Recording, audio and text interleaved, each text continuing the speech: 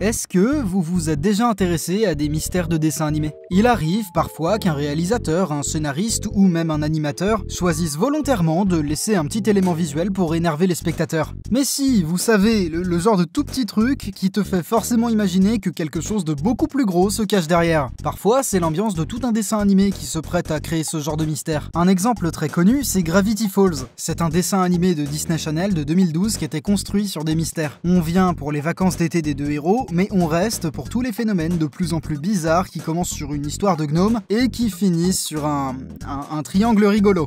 Je vais vraiment essayer de pas spoiler, mais c'est pas gagné. C'est vraiment un excellent dessin animé, regardez-le. Par contre, niveau regardez comment je fais le malin avec mes indices du démon et mes énigmes à la con, Alex Hirsch, là, le créateur de Gravity Falls, il a quand même au moins bac+5. S'il y a bien eu un événement qui a secoué la communauté des fans en son temps, ça a été la Cypher Hunt, une immense chasse au mystère dans la vraie vie, lancée par Alex Hirsch lui-même. Une incroyable série d'énigmes qui a mobilisé les fans de la série dans la vraie vie véritable pendant des semaines. Et c'est de ça dont on va parler. Retour en 2016. Tout a commencé à la fin du dernier épisode de la dernière saison de Gravity Falls. À la fin du générique de fin, on peut voir une statue du personnage dont je parlais tout à l'heure. Il s'appelle Bill Cipher. Ça je peux vous le dire, ça spoile pas grand chose. Le truc intéressant avec cette image, c'est qu'elle a l'air étonnamment réaliste. Et ouais, moi aussi ça me met mal à l'aise. Mais qui dit truc mystérieux dit aussi exactement ce que vous pensez. Les théories ont fusé dans tous les sens pour savoir si oui ou non cette statue existait. Et dans le cas où elle existerait, où est-ce qu'elle se cacherait? L'épisode a été diffusé le 15 février et c'est finalement le 20 juillet que Alex Hirsch a brisé le silence avec 3 tweets, que je vais prendre la liberté de traduire. Le premier disait « Est-ce que vous êtes prêts ?» Le deuxième « La partie peut commencer » #FlusQ. Et le dernier était une image qui suggérait effectivement que la statue existait, mais qui gardait quand même le mystère avec 2 messages codés. Le vrai indice de cette première étape qui permettait de tout comprendre, c'était le hashtag du premier tweet. Certes, ça veut rien dire si on le lit comme ça, mais remontez chaque lettre de 3 places dans l'alphabet et vous obtiendrez #CypherHunt. Oh, et si ça vous paraît déjà dur, accrochez-vous à vos slips. En suivant la même méthode de lecture, les messages codés de l'affiche ont pu être décryptés. Le premier disait « La légende urbaine est vraie. La statue de Cypher vous appelle. La carte secrète est entre vos mains pour trouver les indices à travers la Terre. » Le deuxième message, beaucoup plus sympa, pouvait se traduire en « N'oubliez pas que c'est juste pour le plaisir, hein. La chasse en elle-même est déjà un trésor, mais une récompense attend le premier arrivé. Faites attention à vos culs quand même un peu. » C'était pas tout à fait écrit comme ça, mais l'idée est la même. Ça pourrait aussi faire une chouette description de One Piece. Bref, à ce stade, vous vous doutez bien que c'était déjà l'ouragan dans la communauté. La récompense, s'il y en avait une, on s'en foutait un peu. Tout ce qui comptait, c'était de revivre un petit peu de l'ambiance de mystère qui pesait sur la série qui s'était terminée. Un autre élément intéressant sur l'image d'avant, dont j'ai pas encore parlé, c'était les lettres en rouge.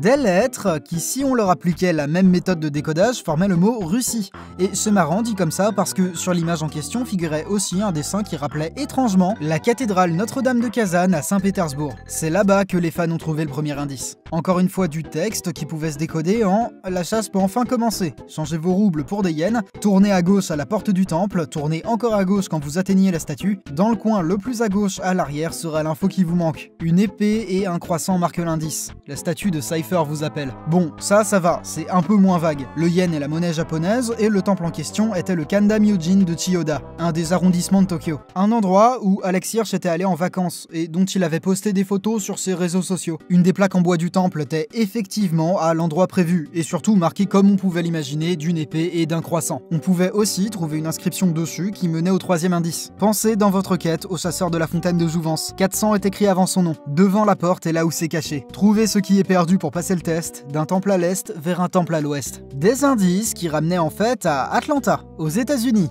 à 11 000 km de là, au 400 de l'avenue Ponce de Léon, nommé d'après Juan Ponce de Léon, un conquistador espagnol dont la légende veut qu'il cherchait peut-être bien la fontaine de Jouvence, mais plus probablement une solution à son impuissance sexuelle. Retour à Atlanta. À l'endroit indiqué, des fans ont effectivement pu trouver un poster avec écrit « Perdu » dessus. Le problème, c'est qu'il avait eu le temps de s'endommager à cause de la pluie et qu'il était devenu difficile à lire. L'affiche en elle-même était un faux avis de recherche pour Waddles, le cochon de Mabel dans la série, avec toute une fausse description et même un numéro de téléphone à appeler au cas où. Un numéro qui avait l'air tout aussi faux initialement, mais qu'il fallait juste composer à l'envers pour tomber sur un message enregistré par un des personnages de la série, à propos du quatrième indice. Hello, it's Grunkle Dad, and I have a riddle for you. What has 2 legs during the day 4 legs during the night, and it's red and white. I don't know. I'm no good at these riddles. It's at Ochre Court, all right? The next clue, it's at Ochre Court. It's like a big old building in Rhode Island, and you go up some stairs, and there's gonna be a bunch of pictures of nuns on the wall. You gotta look behind one of the nun pictures. Sister Mary Hilda Miley. Real grouch, that nun. Au moins, ça a le mérite d'être clair. Et puis j'ai rien touché au fait, hein. Le message de base contient vraiment la musique de X-Files. Moi ça m'a fait marrer pendant 5 minutes. L'affiche contenait aussi un message crypté à propos d'une clé rose à trouver, mais ça j'y reviendrai plus tard. Du coup, 4e indice complètement clair dans le message vocal, on n'a pas le temps pour ces conneries. Direction Salve Regina University à Rhode Island. Malheureusement pour les chasseurs, l'indice avait accidentellement été détruit par le personnel d'entretien avant que qui que ce soit n'ait eu le temps de venir le chercher. Oui, ça pète un peu l'ambiance, mais ça s'est pas arrêté là, vous en faites pas. Déjà, l'indice en question a été remis quelques jours plus tard par les organisateurs de la chasse. Et ensuite, pour quand même conserver la hype pendant ce temps-là, le compte Twitter Gravity Falls Cypher a posté 2 tweets cryptiques. Le premier pour rappeler cette histoire de clé rose, que je suis certain que vous avez déjà toutes et tous oublié, et le deuxième pour suggérer aux chasseurs de retourner sur leurs pas. Au même moment, Alex Hirsch lui-même a tweeté le numéro qui figurait sur l'affiche pour communiquer un deuxième message. A man whose first name is his last, a statue honoring his past. Right behind him, by the sign of his park, a golden head shows light in the dark. I don't know what that means. Glad I don't have to go out there and figure this out. Wonder what's on TV. Un indice qui faisait en fait référence à Griffith J. Griffiths, dont le prénom est effectivement le nom de famille. Direction Griffith Park, à Los Angeles. Sur place, la communauté a eu l'occasion de trouver une petite tête dorée de Grunkelstan, qui déjà était un indice, mais qui contenait surtout du papier, et un stylo, avec une lampe pour lire l'encre invisible. Ouais, ça commence à partir loin, mais accrochez-vous quand même. 50 plus 50, c'est la ville. Sous un certain angle, c'est plutôt joli. Vous trouverez un nœud papillon et un œil, à sa tête un rectangle, des escaliers en haut de l'angle supérieur droit, la pierre avec le tourbillon peut briller, trouvez le petit sac en dessous. Il fallait en fait se rendre à Century City, à Los Angeles. Là, vu comme ça sur mon Street View tout pourri, les bâtiments et les parcs ont l'air de tous se ressembler. Mais, vu du ciel, il y avait effectivement un endroit qui correspondait à la description. Sur place, des gens ont trouvé la petite poche noire qui contenait une clé USB qui contenait elle-même un fichier audio. Et rien d'autre. Pas de dossier caché, juste un fichier audio. Faut pas déconner non plus. Howdy, treasure hunters. Grunkelstan here to tell you about the next clue. Whoa! Who are you? It is me, Sister Mary Hilda Miley. At the California State Summer School of the Arts. Only CISA students can find this clue. Et bah voilà, ça c'est parfait. Je crois que mes indices préférés, c'est ceux qui sont directement des réponses. À la CSSSA, des étudiants ont pu trouver relativement rapidement un graffiti avec Bill Cipher. Mais enfin, vous connaissez la chanson. Un graffiti, ok, mais un graffiti quand même bien codé sa race. Juste au cas où ce soit trop facile, hein. Une fois traduit, on obtenait 2 suites de chiffres, qui correspondaient à la longitude et à la latitude de la ville de Piémont, en Californie. La ville d'origine des jumeaux Pines dans le dessin animé. Là, tout de suite, je suppose que vous avez collectivement re-oublié cette histoire de clé rose sous toutes ces couches d'énigmes. Et je peux pas tellement vous en vouloir, parce que moi aussi. Tout le monde en fait.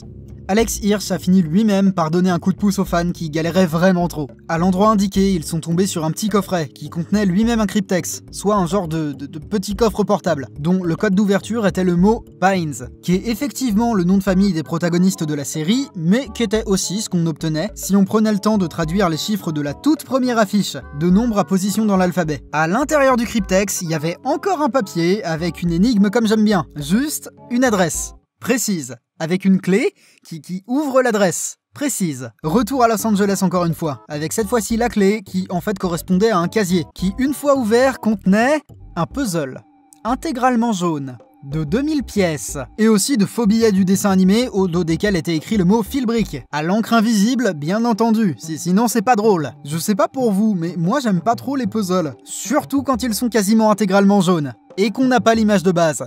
Bordel, les gens se sont pété les dents dessus. personne n'avait aucune idée de ce à quoi c'était censé ressembler. C'est qu'après avoir scanné toutes les pièces du puzzle que les fans ont pu finalement débloquer la situation, en utilisant Photoshop, et aussi en se servant de l'image originale, fournie par Alex Hirsch sur Twitter entre-temps. Et quoi vous dire, si ce n'est que... il manquait 2 pièces, putain! C'est extrêmement énervant! Sur l'illustration en elle-même, il fallait surtout faire attention aux écritures en bas et sur les côtés. Entièrement notées en symboles alphabétiques codés, du 3e journal de la série, qui est un bouquin qui est vachement bien, qui a été édité en vrai, mais je suis certain qu'on peut finir la vidéo sans spoiler. On y est presque. Le message codé se lisait en fait « Corner of N.E. Tillamook and N.E. Rodney », ce qui renvoie au croisement des rues Rodney et Tillamook à Portland, dans l'Oregon. À ce stade, Alex Hirsch a quand même bien récompensé les fans en rendant disponible le pilote de la série et quelques scènes coupées. C'est plutôt sympa de sa part. Il s'est même déplacé en personne pour aller féliciter les plus acharnés qui avaient réussi à compléter le puzzle. Sur place, un autre fan a trouvé assez rapidement un gnome à l'endroit indiqué. Un petit gnome de jardin sous lequel étaient placées 2 choses. La première, encore une fois, un papier dont le texte disait « La boutique n'est pas trop loin, le mot de passe achètera à la Jardieu ». Et la deuxième chose, beaucoup plus cool et beaucoup plus inattendue, un Viewmaster. Les images que contenait ce fabuleux dispositif de visionnage étaient en fait des photos d'un endroit en Californie, une boutique du nom de Confusion Hill, dans le comté de Mendocino. Une échoppe à touristes vachement similaire à celle de Stan dans le dessin animé Gravity Falls, justement. Le mot de passe dont parlait le texte précédent, c'était comme vous pouvez déjà l'imaginer, le fameux fil brick, écrit au dos des faux billets de tout à l'heure, ceux qui ont été trouvés avec le puzzle de Satan là. Ça permettait effectivement d'acheter la Jardieu. Des faux yeux, hein, vous en faites pas. Qui révélait encore du texte, même plus codé cette fois-ci, blablabla, direction Amity dans l'Oregon. Et ce qu'il fallait trouver à Stanley Street, c'était un boulon. Une géocache de la taille d'un boulon. Le pire, c'est que ça, les fans l'ont fait, ils l'ont trouvé le putain de boulon, pour de vrai, mais ils l'ont perdu juste après. Ouais, mais ils l'ont retrouvé encore après, du coup ça va, tout va bien. Le principe de la géocache, c'est d'être un petit trésor rigolo à trouver, et aussi de pouvoir contenir quelque chose. Là, en l'occurrence, un message. Oh, et puis je sais même plus pourquoi je vous explique tout ça, hein. Ça fait 10 fois qu'on nous fait le coup. On commence à les connaître. Roger Tofte connaît l'endroit. Derrière un panneau enterré, à côté de Paz Laundry sur la colline, gisent les restes d'un homme nommé Bill. On touche au but. Ce qu'un des membres de la communauté a trouvé, un tout petit peu avant une autre famille arrivée juste après qui a dû être vachement déçue, c'est un bout de papier, déchiré, tout simple et recodé. Le message disait « Retournez là où tout a commencé » et comportait à son dos des pointillés et une croix. Il disait aussi « La réponse est écrite dans les arbres ». Ce qu'il fallait comprendre par là, c'est qu'en fait, cet indice-là, c'était un morceau de la toute première carte, et qu'il y avait quelque chose à interpréter dans les arbres dessinés derrière Bill, depuis le début. Mais là, bon, même pour les plus malins, c'était difficile. Les pauvres se sont acharnés dessus pendant des jours, sans succès. À titre personnel, c'est là que j'ai admis que l'énigme était peut-être plus forte que moi. Devant une galère de cette ampleur, Alex Hirsch a donné un indice supplémentaire. Une méthode qui porte le nom d'un vieux jeu d'arcade et qui cache mathématiquement les lettres en branches et nœuds. La réponse, en fait, c'était Polybius, comme le jeu Polybius, qui est pas vraiment un vrai jeu. C'est plus une légende urbaine un petit peu dérangeante, mais on n'a pas trop le temps pour ça. L'illustration, là, c'est pas que des arbres. Depuis le début, c'était aussi un carré de polybe. C'est, et je cite, parce que j'y connais que dalle, une technique de chiffrement par substitution monoalphabétique ancienne, décrite pour la première fois vers 150 avant Jésus-Christ par l'historien grec éponyme. Concrètement, c'était un carré de 5 cases sur 5. Une branche vers le haut signifiait 1, une branche vers le bas signifiait 2, une branche sans épine vers le haut signifiait 3, vers le bas 4, et un nœud comptait pour 5. En lisant, bien entendu, l'image de bas en haut et de la gauche vers la droite, une combinaison de nombres apparaissait alors et pouvait se traduire en Reedsportor, pour la ville de Reedsport, toujours dans l'Oregon. Et c'est là-bas, effectivement, après toutes ces énigmes, que les plus rapides ont pu trouver la fameuse statue de Bill Cipher, avec un petit coffre enterré juste devant, qui contenait des pièces en plastique, du vrai argent aussi, comme des yens japonais ou des roubles russes. Il y avait aussi une figurine de Bill Cipher, une petite boîte à musique qui jouait le thème de la série, un journal avec des petites notes laissées par Alex Hirsch, une lumière noire, un dessin des personnages de la série avec la statue, et mon truc préféré, une écharpe de maire qui octroie à celui qui la porte le titre de maire de la ville de Gravity Falls. C'était donc comme ça que fonctionnait la démocratie. Ah, et j'y pense parce que c'est rigolo. Quelques-uns des billets dans le trésor ont été déterrés avant par un mec qui avait rien à voir avec l'énigme et qui a juste trouvé la statue complètement au pif. On le sait parce qu'il a tapé le plus gros flex de la décennie en les déterrant, en les prenant, en les signant et en les replaçant. Tout ça avant le début de la chasse. Quel incroyable Tchad! Et c'est même pire que ça parce que le mec, dans la foulée, il a pris la clé USB, il a mis un lien vers son Twitter dedans et il est allé la replacer. Oh, et puis tant qu'on est là, oui, effectivement, il y avait des annotations visibles à la lumière noire dans le journal et un message de remerciement dans la clé USB qui n'a pas été effacé. Ne vous en faites pas. La statue est restée là après l'énigme pendant quelques temps, avant d'être embarquée par la police pour une histoire de conflit entre propriétaires terriens. Ouais, Bill Cipher a fait de la tôle. Elle a été déplacée plusieurs fois depuis, son chapeau a été cassé puis réparé, mais elle est maintenant retournée à Confusion Hill, qui est devenu un genre de lieu de pèlerinage pour les fans de Gravity Falls qui se seraient accrochés à ce point-là. Si ça vous intéresse, vous savez maintenant où c'est. Apparemment, celle ou celui qui vient chercher, il trouvera toujours quelque chose. Dans tous les cas, j'espère que cette petite histoire vous aura plu. Vous pouvez aussi vous abonner à la chaîne et partager la vidéo si ça vous a intéressé. Je remercie comme d'habitude Cat Kendall pour les illustrations et je vous renvoie comme à l'accoutumée vers la BD qu'on fait ensemble, voire carrément le Tipeee si vous souhaitez me soutenir financièrement, sait-on jamais. C'est complètement nouveau pour moi d'écrire ce genre de petites vidéos là, donc je sais pas encore trop si vous allez apprécier. Si c'est le cas, dites-le en commentaire. En attendant, je vous dis à la prochaine fois, bisous tout doux.